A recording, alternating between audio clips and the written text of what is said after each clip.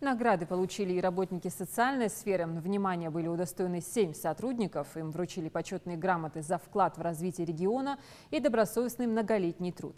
Торжественная церемония состоялась в региональном министерстве труда, занятости и социального развития.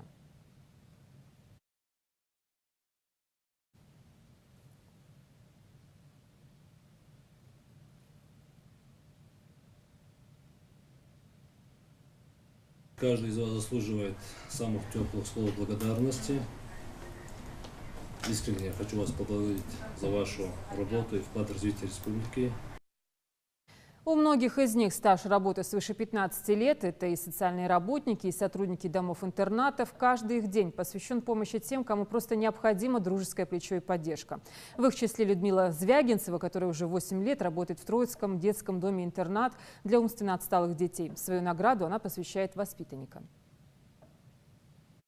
Как-то так получилось, что пришла, наверное, на маленький срок, но до сих пор все еще работаю.